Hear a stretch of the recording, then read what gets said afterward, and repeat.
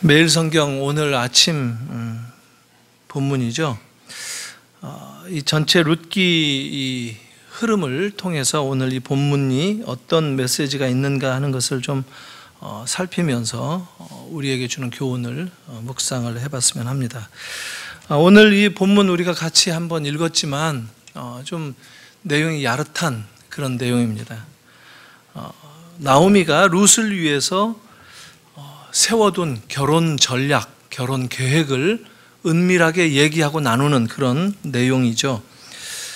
사실 엄밀하게 얘기하면 나오미의 이런 그 행동, 이것은 하나님의 계획을 행동에 옮기는 하나님의 도구로 사용되고 있는 모습이다, 이렇게 볼 수가 있는데, 그거를 좀 더 이 룻기 전체적인 맥락 가운데서 살펴볼 필요가 있습니다. 본문은 좀 이렇게 야하거나 그런 그 내용은 많이 절제되어 있습니다.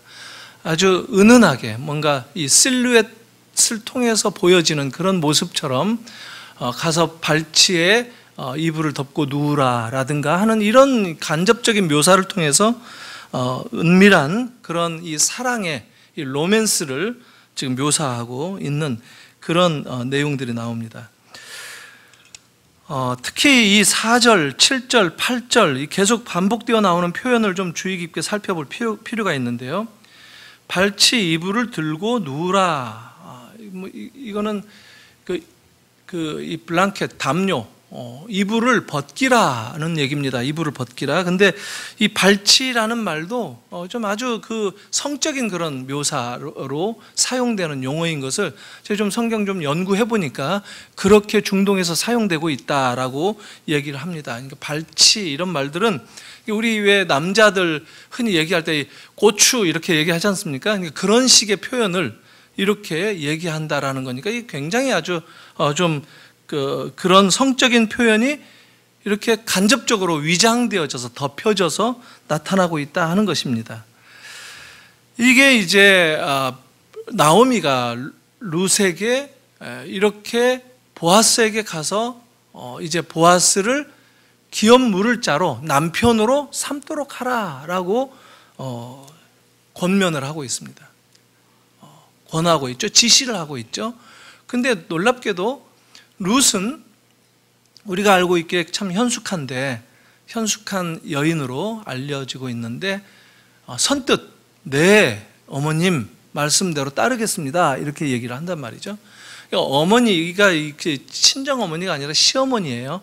그러니까 우리가 얼핏 보면 시어머니 입장에서 네가 이제 가서 시집 가거라 라고 하는데 우리 상식에 좀 맞지 않는 반응을 보이는 거나 마찬가지죠.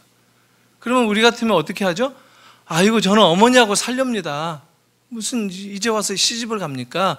어머니하고 살기 위해서 저 모압에서 베들레헴까지 쫓아오지 않았습니까? 이렇게 대답을 해야 맞단 말이죠. 근데 예, 그렇게 하겠습니다 라는 거예요. 근데 룻이 앞에 보여줬던 믿음의 어떤 고백이 있었어요. 그게 어떤 고백이냐면 어머니의 하나님이 나의 하나님이시다. 그러니까 룻이 어머니에 대한 신앙 고백을 이 말씀에 대한 신앙 고백을 했던 것처럼 어머니의 말씀도 신앙적인 순종적인 차원에서 지금 받아들이고 있다라는 것으로 우리가 봐야 된다는 거예요. 그러니까 룻이 시집 가라고 그랬다고 횡하고 가는 이런 입장이 아니라 오히려 하나님의 계획 가운데에서 약속의 이 큰 틀 가운데에서 자기의 인생을 조명하고 바라보고 있다라고 하는 것을 우리가 볼 필요가 있다라는 겁니다. 그래서 순순히 나오미의 말을 지시대로 따르겠습니다라고 했던 거예요.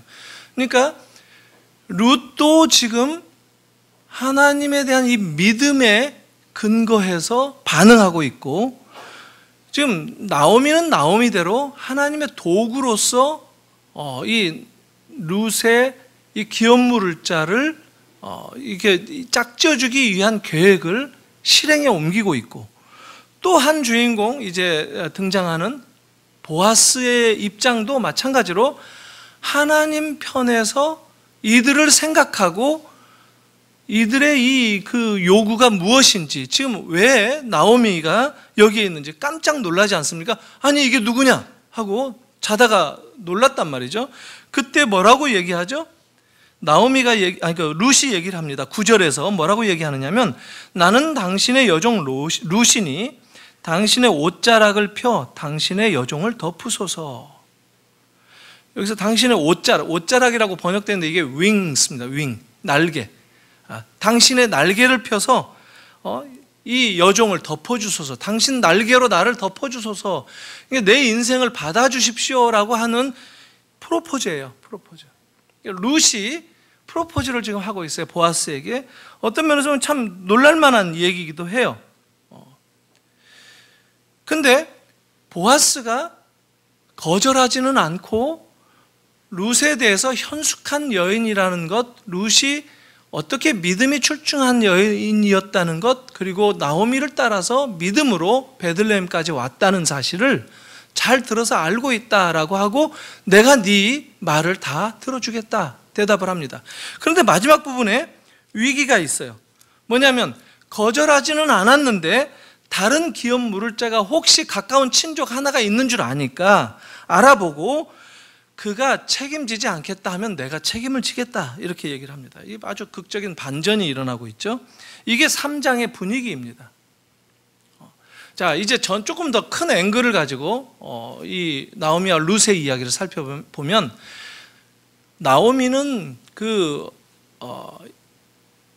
베들레헴 사람으로서 남편과 두 아들과 더불어서 모압으로 이주했던 이민자였습니다. 근데 이주했던 그 이유가 무엇이었느냐면, 먹을 것이 없어서 기근이 들었을 때 모압 땅이 훨씬 더 풍요롭게 보이고 거기에서 먹을 것을 얻을 수 있을 것 같다 해서 온 가족이 이주를 했다는 것이죠. 이것도 참 아주 재미있는 얘기예요. 근데 아이러니한 것은 베들레헴이라는 말은 떡집이에요. 떡집. 먹을 것 그 자체가 떡공장, 떡집인데 먹을 것이 없다라는 거예요. 떡집에 떡이 없어서 떡을 구하기 위해서 모압으로 갔었는데 어떤 일을 만나게 되느냐면, 나오미의 남편과 두 아들을 다 잃게 됩니다. 아주 절망적인 상황 가운데 처하게 되죠. 나오미 인생으로 말하자면 아주 쓰디쓴, 자기 이 나옴이라는 말이 기쁨이라는 뜻이에요. 기쁨. 나옴이라는 뜻이 기쁨인데, 나오미가 아예 베들레헴으로 돌아와서 나를 나옴이라고 더 이상 부르지 마라. 나를 마라라고 해라. 난 인생의 쓴맛을 경험한 사람이다. 이렇게 얘기를 하는 거예요. 사실 남편이 죽는 것만 해도 엄청난 일인데, 이 아들 둘을 그나마 의지할 수 있었을 거예요. 근데 그 아들 둘도 죽어버린 거예요. 그래서 모압에서 그 아들들도 신앙생활을 한 것 같지 않아요. 이름 뜻도 아주 안 좋은 이름인데, 모압에서 세상적인 그런 삶을 영위하면서 살았던 그런 아들들이었던 모양인데, 모압 여인들하고 결혼을 했어요. 이방 여인들하고 결혼을 했고, 룻은 바로 그 모압 여인 가운데 한 여자입니다. 근데 그 룻이 나오미에게 이 믿음을 전수받아서, 이 소위 말하면은 야훼 하나님에 대한 믿음을 얻게 되어서, 어머니의 하나님이 나의 하나님이다라고 하는 이 믿음으로 베들레헴으로 돌아가겠다라고 했던 이 나오미를 따라 돌아온다는 거예요. 그런데 이 나오미하고 룻이 이제 먹고 살아야 되는데, 이 사람들은 사실은 돌아왔지만 집도 없고 먹을 것도 없는, 사실 오늘날로 말하면 노숙자 같은 그런 신세예요. 서로가 의지한다 할지라도 어떻게 보면 먹고 살기가 힘든 그런 상황 가운데서 짐이란 말이죠. 근데 이들이 선택했던 것이 뭐냐면은 이삭 줍는 것을 통해서 양식을 소위 빌어오는 그런 일을 룻이 나가서 합니다. 어머니 것까지 제가 챙겨오겠습니다. 아마 나오미는 나이가 좀 들었던 모양이에요. 운동하거나 뭐 이삭 줍기 하는데 밖에서 일하기에 적절하지 않는 그런 형편이었던 것 같아요. 룻이 대신 갔는데, 마침 또 그 간 곳이 보아스네 집이었다라는 겁니다. 성경도 우연이다라는 단어를 쓰는데 사실 이 우연이라는 말이 놀랍게도 필연으로 바뀌어지게 됩니다. 그래서 보아스에게 은혜를 입는데 지금 이 보아스도 아주 좋은 성품으로 등장합니다. 젠틀맨이에요. 아주 신사인데 사실상 보아스가 여러분 누군지 아세요? 보아스의 어머니가 라합이에요. 라합. 이방 여인이었죠. 겐 족속. 여리고성에 이 가나안에 정복하던 이 여리고 성에서 이스라엘의 이 두 정탐꾼을 숨겨줬던 그 여자 기생 라합, 그 라합이 보아스의 어머니였어요. 그러니까 이방 여인에 대한 이 동정심을 어머니 밑에서 자라면서 익히 잘 알았을 거예요. 다른 사람들보다 많이 열렸을 거예요. 이 정통 유대인들이라면 이런 발상을 하지 못했을 거예요.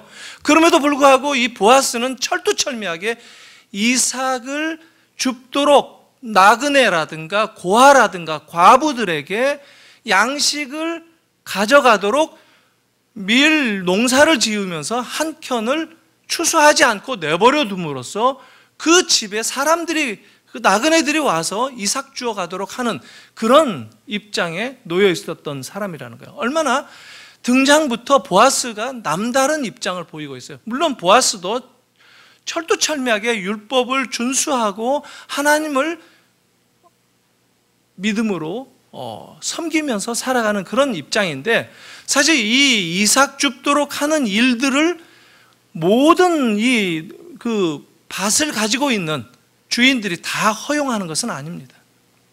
왜냐하면 이게 구제거든요. 일종의 구제라는 게 자발적인 거 아닙니까? 내 땅 못 들어온다 하면 못 들어가는 거예요. 그러나 지금 보아스는 자기 땅을 오픈해서 밭에서 이삭 줍기를 하도록 허용하고 있고, 더군다나 이 이방 여인이 왔을 때 그에게 특별한 관심을 보이면서 이삭을 줍는 것만이 아니라 오히려 더 큰 몫을 양식을 가져갈 수 있도록 배려를 해줍니다. 그리고 특별히 물도 내 일하는 소년들과 같이 먹고 내 소년들과 같이 거하라 라고 얘기합니다. 흑심이 있어서 그랬거니 하고 생각하는 사람들이 있어요. 근데 그런 게 전혀 아닙니다. 흑심이 있다면 다른 얘기를 하죠. 소년들, 소위 일하는 자기가 부리는 사람들, 그들과 같은 급으로 처우를 해주는 정도라는 거죠.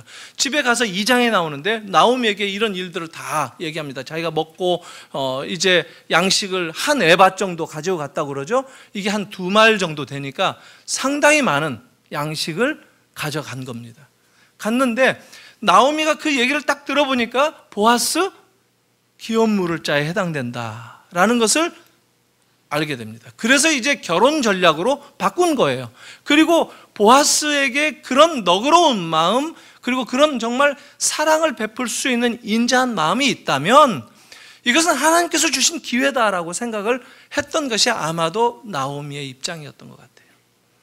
그래서 나오미가 뭘 코치하느냐면 소년들과 함께 먹으라라고 하는 그 얘기를 바꿔서 아니다, 소녀들과 함께 먹으라 이렇게 얘기합니다. 이것은 뭐예요?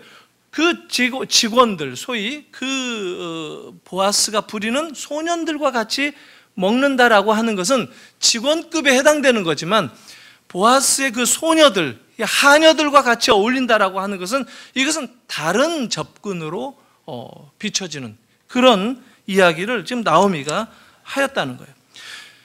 이렇게 보아스도 믿음 가운데서 바라보았던 사람이다라는 것을 우리가 알 필요가 있어요. 신앙을 보여주고 있는 모습을 우리가 확인할 수 있다는 거예요.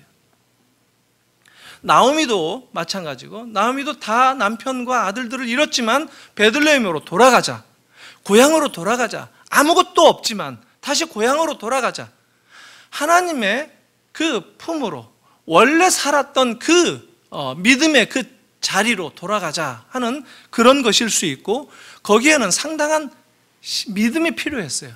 그래서 그 믿음을 같이 고백해 준 것이 룻이었고, 그들의 이 행보를 보면 우리가 분명히 하나님의 인도하심을 다시 붙잡으려고 애를 쓰는 그런 그 여인인 것을 우리가 확인을 할 수가 있습니다. 이렇게 믿음을 보여줬던 나오미 그리고 룻이었는데, 지금 우리는 보통 생각할 때 왜 어머니를 그렇게 모시고 그럴까? 이럴 때 우리는 성경을 읽을 때 항상 접근하는 것 중에 문제가 뭐냐면 마음이 착해서 그랬을 것이다 라고 생각한다는 겁니다. 왜 사람들에게 구제를 하도록, 이삭 줍기를 하도록 보아스는 그렇게 했을까? 사람이 선해서 그랬을 것이다 라고 생각을 하는 게 우리들의 접근이기가 쉽다는 거예요. 우리는 마음이 착하면 그렇게 한다고 생각해요.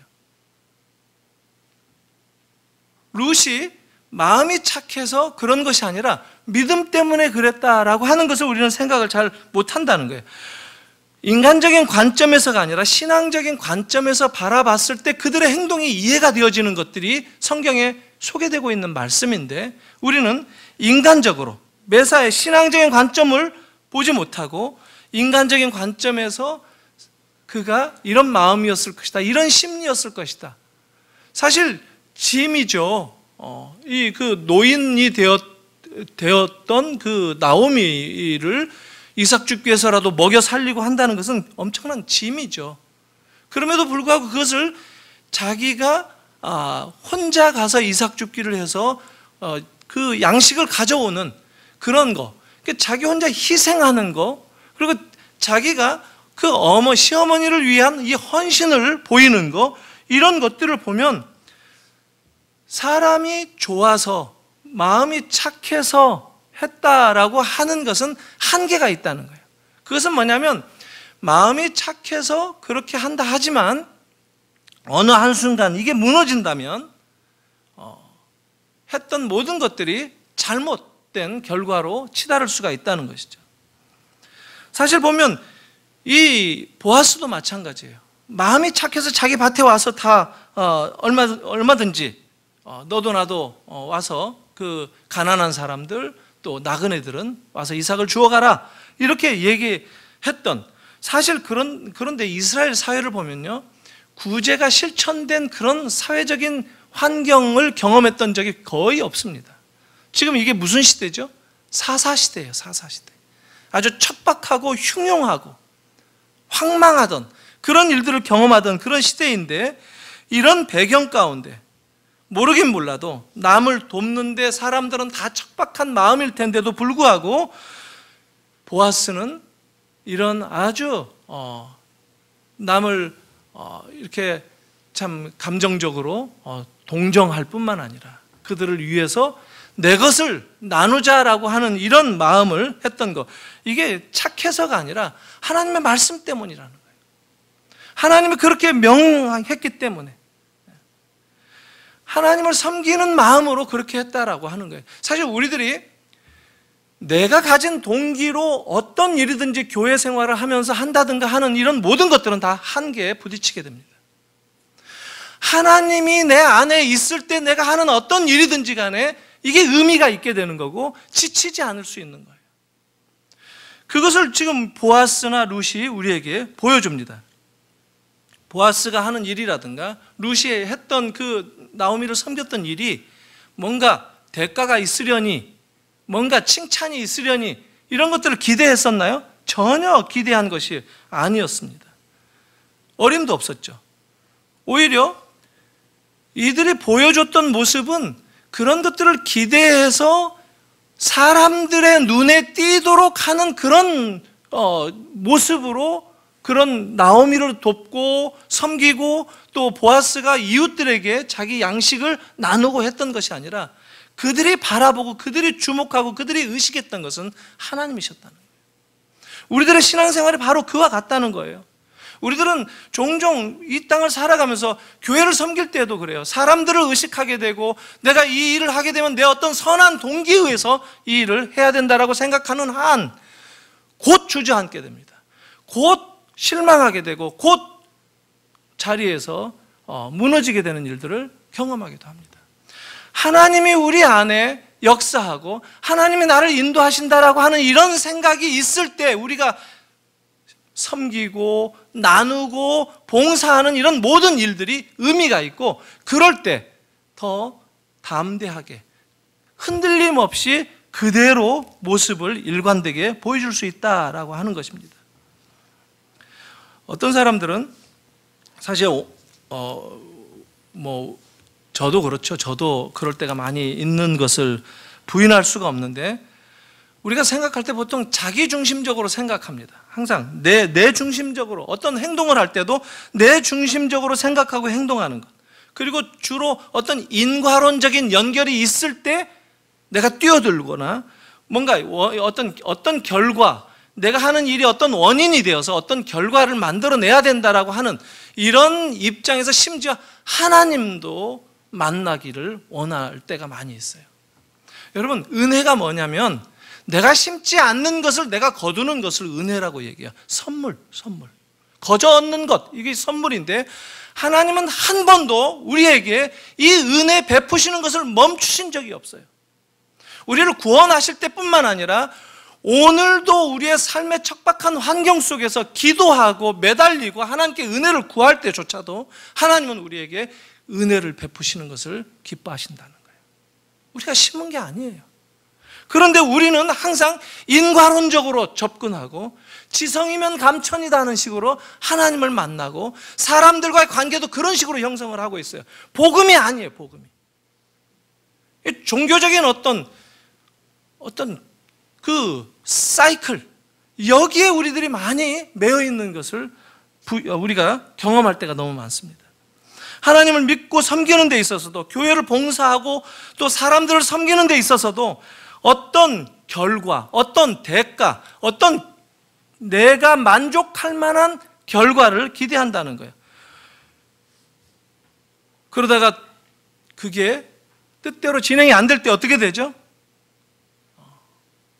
속상하죠. 남이 알아주지 않을 때, 또 섭섭한 마음이 들 때, 하나님께 기대했던 처음에 그 대가가 나타나지 않을 때 후회한다는 거죠. 아마데우스에 나오는 살리에르처럼 내가 이렇게 구제도 잘하고 다른 사람들에게 이렇게 열심히 신앙생활을 할 테니 저에게도 음악적인 재능을 계속 좀 부어주십시오. 그러나 모차르트 같은 그 천재에게는 거저 주는 것 같이 음악적인 재능이 뛰어나게, 자기가 봐도 자기보다 훨씬 잘하는데 자기는 안 준단 말이죠. 어느 순간 실망해서 십자가를 벽난로 속에 던지면서 이제 나한테 당신은 죽었습니다. 저는 특별한 재능이 있는 그런 사람들, 천재들의 신이라고 한다면 나는 내가 이제 신이 되겠다. 내가 평범한 사람들의 신이 되겠다. 니체의 생각하고 뭐가 다릅니까? 그러니까 정신병원에서 마지막에 여생을 보내죠. 영화가 그걸 보여주고 있는 거예요. 우리는 우리가 쏟은 시간, 우리가 쏟아 놓은 정성, 우리가 내놓는 헌신하는 물질, 이것을 끊임없이 인과론적으로 하나님과 결부시켜서 생각할 때가 있는데, 그것은 진정한 헌신, 진정한 섬김에 어긋나 있는 우리들의 접근이다라는 것입니다. 이게 신앙적인 모습이다라고 쳐준다고 해도 이것은 어린아이 신앙이에요. 젖이나 먹고 할 정도로 단단한 음식은 먹지도 못하는 그런 어린아이 신앙에 지나지 않는다는 거예요. 성경은 가난하고 이 나그네 된 사람들, 과부들, 객들에게 베풀 때 그 어떤 대가도 기대하지 말고 그들을 베풀라고 하나님이 그냥 명하신 거예요. 대가를 바란다는 것은, 우리에게 있어서 상급은 무엇이냐면 하나님이 상급이에요. 하나님이. 주님이 내가 곧 상급이다라고 얘기하시지 않습니까? 다윗도 그래서 누누이 주께서 상급이다라고 얘기하죠. 그러니까 우리가 기대할 것은 뭡니까? 하나님 당신 그분만을 우리가 기대하는 것, 그분이 가진 어떤 것, 그분이 내게 베풀어준 어떤 물질적인 축복, 이게 아니라 하나님이 우리의 상급이라는 거예요. 근데 이게 그렇게 이해되지 않는 경우가 많다는 거예요. 그래서 이 보아스가 보여주는 신앙, 룻이 붙잡고 있는 그 신앙, 하나님만이 그들에게 있어서 이슈예요. 하나님만이 그들에게 있어서 중요한 어떤 그들의 행동을 만들어내는 원동력이에요. 하나님만이 이유가 된다는 거예요. 착해서 룻에게 호의를 베푼 것이 아닙니다. 흑심이 있어서 그런 것도 아니고 말씀을 붙들고 살아갔던 그 신앙 때문에 바로 그랬다라고 하는 것을 우리가 확인할 수 있다는 겁니다. 사랑하는 성도 여러분, 여러분들도 생활하는 그 모든 것, 신앙생활하는 모든 그 발걸음마다 우리의 삶의 절절히 바로 하나님 때문에, 하나님이 바로 야훼 하나님이시기 때문에, 하나님이 바로 내 인생의 주님이시기 때문에, 하나님이 내 인생의 상급이시기 때문에, 내 인생에 책임지실 분은 오직 하나님밖에 없기 때문에 그 하나님을 섬기는 마음으로 내가 살아간다, 이런 것들이 필요하다라는 겁니다. 결국 그분이 나를 채우시는 거예요. 그분이 내 삶을 채우시는 거예요. 끝으로 이삭 줍기 한 번 더 생각을 해보겠습니다. 이삭 줍기 하면서 하루하루 살았죠. 이 룻은. 그래서 그 2말 정도 되는 한 에바를 짊어지고 집으로 돌아왔을 때 시어머니한테 그것을 내놓으면서 얼마나 기뻤겠어요. 2말 정도 되면 한 열흘 먹을 수 있을 거예요. 그러니까 하루 노동했는데 열흘 식량을 가져왔단 말이죠. 굉장히 아주 이거 하루하루 사는 그런 품삯을 받는 그런 정도에 비하면 엄청난 결과죠. 엄청난 거죠. 그런데 한번 생각해 보세요. 이 이삭 줍기가 추수 기간 동안에나 열리고 있을 텐데, 추수하고 또 조금 한동안 남겨놓은, 추수를 다 하지 않고 남겨놓은 것들을 혜택으로 가져가는 그 기간이 있겠죠? 길게 잡으면 추수 기간이 얼마나 길죠? 잠깐이죠. 잠깐. 한 2, 3주 될까요? 길게 잡으면 한 달입니다. 한 달. 그 한 달 동안 벌어서 이렇게 정말 매번 갈 때마다 보아스가 그 양식을 통째로 더 챙겨주고 해서 매번마다 한 에바씩 가져온다고 하십시다. 그거 얼마나 먹고 살 수 있을까요? 한 해 나겠죠. 한 해. 한 달 열심히 뛰면 1년 겨우 날 수 있겠죠. 어떤 면에서 보면 그것도 은혜입니다. 기대하지 않았던 것이죠. 은혜죠. 그런데 룻기의 이야기는 그런 은혜에서 근본적인 진정한 은혜가 무엇인가 하는 것으로 이야기를 완전히 뒤집어서 바꿔줍니다. 그게 바로 기업 물을 자입니다. 고엘이라고 하죠. 히브리어로 고엘, 기업 물을 자. 제대 결혼이라는 말도 생겼죠.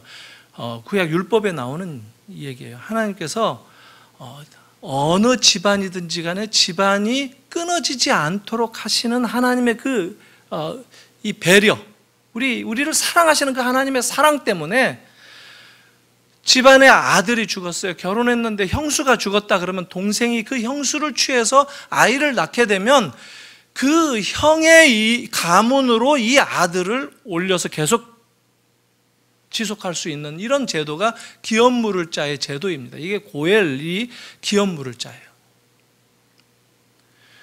우리 이 세상의 모든 인류들 가운데 다 죄 가운데 빠져서 하나님의 자녀로서 아무도 끼어들어가지 못하고 하나님의 가문에 끼어들어가지 못할 때 예수 그리스도께서 진정한 고엘로 이 땅에 오셔서 우리를 하나님의 가문으로 입양시켜 주신 그 제도가 고엘 제도예요. 예수 그리스도가 진정한 고엘입니다. 우리는 하루 먹을 양식을 구하다가 1년 먹을 양식을 겨우겨우 얻는 것, 그것도 은혜라고 하지만 사실 이 양식 떨어지면 또 양식이 필요하지 않습니까? 우리가 기도하는 것도 마찬가지예요. 우리가 기도하고 하는 내용이 여러분 무엇을 구합니까? 만약에 하나님의 나라가 내 가슴에 품어지지 않고 내가 내 삶의 필요만을 끊임없이 기도한다면 그 기도 하나님이 응답해 주시고 난 다음에도 또 어려움에 또 처해서 또 기도할 거예요. 또 기도해야 되고 끊임없이 우리는 그렇게 된단 말이죠. 우리에게 진정 필요한 것은 그때그때 먹을 양식이 아니라 영원한 양식이라는 거예요. 그래서 예수님은 내가 생명의 양식이다, 내가 생명의 떡이다 라고 말씀하신 거예요. 사랑하는 성도 여러분, 이 예수님을 우리의 삶 가운데 모시고 사는 그런 인생이 진정 축복된 인생입니다. 그 주님을 바라보는, 그 주님이 오신 그 기념이 내일 모레 성탄절입니다. 진정한 고엘, 우리에게 진정으로 우리의 삶의 기업을 우리 가정마다 끊어지지 않고 영원한 하나님의 가문으로 기업 물을 그 예수께서 우리 대신 십자가를 지심으로 그렇게 하나님의 자녀로 삼아 주셨다는 거예요. 그리고 한 걸음 더 나아가 보면 우리들도 이제 그 고엘의 자리로 주님께서 불러주셨다는 것을 알아야 됩니다. 여러분들이 만나는 사람들, 여러분들이 섬기는 사람들, 여러분들이 행하는 삶을 통해서 여러분이 다른 사람들의 기업을 물을 사람이다라고 하는 그 예수의 역할을, 예수께서 보여주셨던 그 삶의 모습을 우리들이 보이면서 살아가는 것, 이게 성탄의 메시지 아니고 뭐겠습니까? 이게 우리들의 삶의 자리입니다. 우리를 불러주신 하나님의 복된 자리입니다. 고엘로 살아가시기를 바랍니다. 고엘의 축복을 여러분들의 삶의 순간순간에 한순간도 놓치지 않기를 주님의 이름으로 축원합니다. 기도하겠습니다. 하나님 아버지, 은혜를 감사합니다. 우리가 이 땅을 살아가면서 결핍을 느끼고 또 부족한 것을 느끼며 또 뭔가 잘못된 것을 경험할 때마다 주님께 간구하고 주님의 도우심을 기대하며 주님의 은혜를, 주님의 긍휼이 여겨주심을 간구하지 않을 수 없는 그런 인생인 것을 이 시간 다시 한번 확인합니다. 주님, 우리의 진정한 고엘로 오셔서 이제 우리도 이 고엘로 살아가라고 말씀해 주신 그 주님의 음성을 이 저녁에 저희들이 함께 나누었습니다. 주님, 우리들을 일깨워 주셔서 우리의 삶의 현장 속에서 주님을 닮아가는 저희 자신들이 될 수 있도록 은혜를 베풀어 주시옵소서. 진정한 은혜 가운데 젖어서 살아갈 수 있는 저희들이 되게 하여 주시옵소서. 성탄에 찾아오신 하나님의 그 놀라우신 사랑을 저희들의 삶을 통하여 다시 한번 고백하며 그 사랑 가운데 그 사랑의 날개가 품어주는 우리의 인생이 얼마나 복된 것임을 우리 주변의 모든 사람들, 만나는 사람들에게 나누며 살아가는 진정한 고엘의 반열에 참여하는 저희들 될 수 있도록 은혜를 더하여 주시옵소서. 예수님의 이름으로 기도하옵나이다. 아멘.